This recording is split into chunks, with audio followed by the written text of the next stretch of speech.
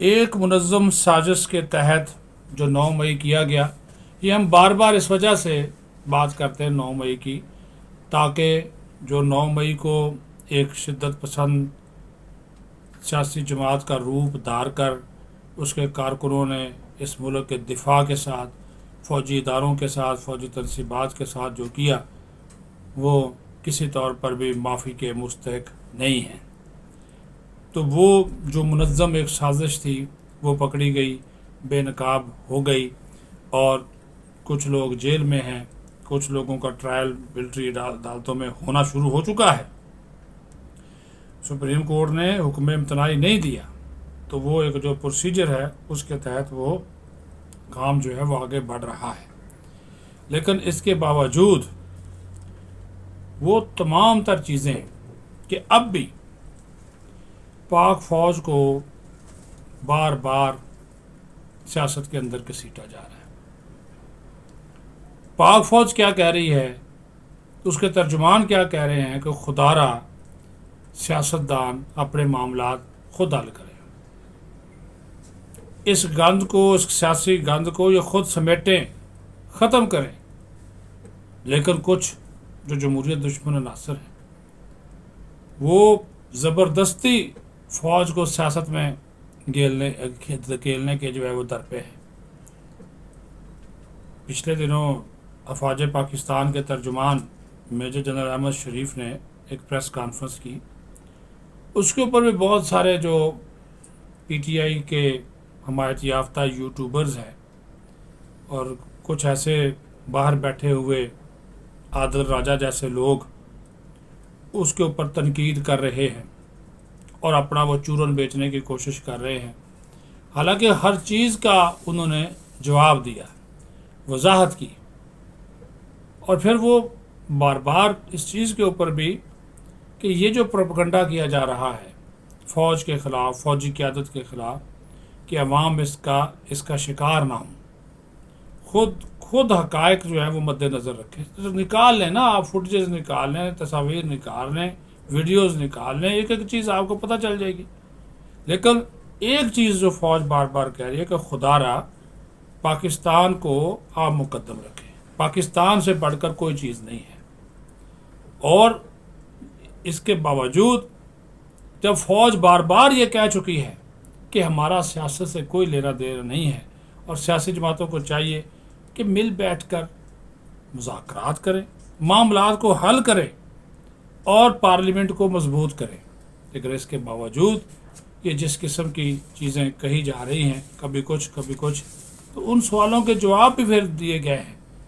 اور اگر آپ یہ ٹرانسکرپٹ نکالیں نا D G S P R کی پریس کانفرنس کا، اس میں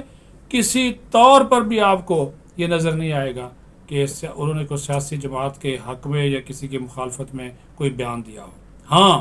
صرف ان لوگوں کی بات کی، اس سیاسی جماعت کی بات کی جس نے منظم سازش کے تحت فوجی، دفاعی اور حساس تنصیبات کو نشانہ بنایا، اور اس معاملے میں بھی وفاقی حکومت اور آئین کے تمام تقاضے وہ پورے کیے گئے۔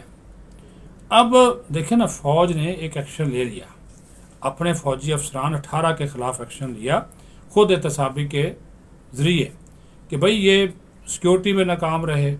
اور فوج کے اندر موجود ایسے افسران جو کسی بھی طرح سے ایسے ان واقعات یا ملوث تھے، یا غفلت کی گئی،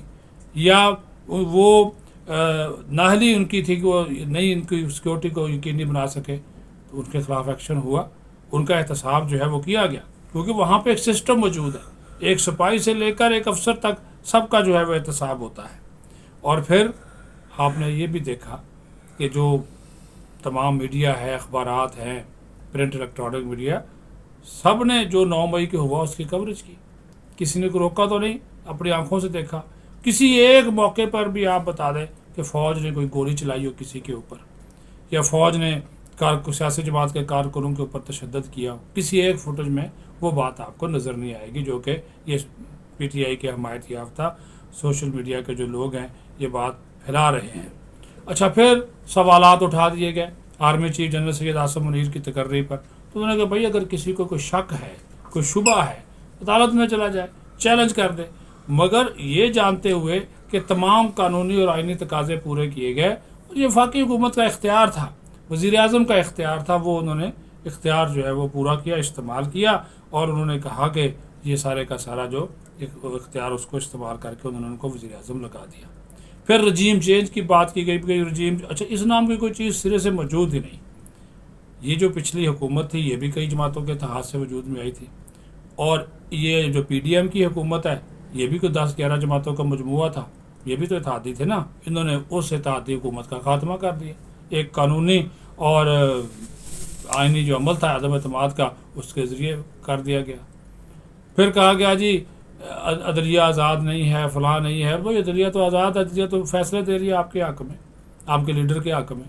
150 سے زیادہ کیسز کے باوجود ہر کیس میں، اب کل بھی کیس لگا ہوا ان کا، وہ 8-9 مقدمات میں کل بھی ضمانت ہے۔ تو یہ اس طرح کی چیزیں کہ جناب وہ گرفتاریاں ہو رہی ہیں، ہمارے کارکن پکڑے جا رہے ہیں، یہ تو بھائی ظاہر ہے اگر آپ نقصان پہنچائیں گے، حملہ کریں گے تو پھر فوج نے تو کوئی گرفتاری نہیں کی، فوج نے کوئی گرفتاری تاحال نہیں کی۔ جو گرفتاریاں ہوئی ہیں وہ یا تو سیاسی رہنماؤں کی گرفتاریاں وفاقی اور صوبائی پولیس کرتے، دیگر قانون نافذ کرنے والے ادارے کرتے، فوج صرف وفاقی حکومت کی درخواست پر تعاون کر سکتی ہے۔ تو اس چیز کو بھی مد نظر رکھیں، اور جو کیس چل رہے ہیں عدالتوں میں چل رہے ہیں، سارے رپورٹ ہو رہے ہیں، اس کو آپ دیکھ لیں، اور اس میں تو پلڑا جناب نیازی صاحب کے حق میں بھاری ہے، تو پھر رونا دھونا جو ہے وہ کیا جا رہا ہے۔ لیکن ان کی کیونکہ ضرورت ہے حقائق کو مسک کرنا، اپنے حق میں استعمال کرنا، چیزوں کو جو ہے وہ الٹا سیدھا کر کے بیان کرنا، لیکن جو حقیقت ہے اس کو تو آپ جھٹلا نہیں سکتے نا جی۔ اپنا خیال رکھیں، بہت شکریہ۔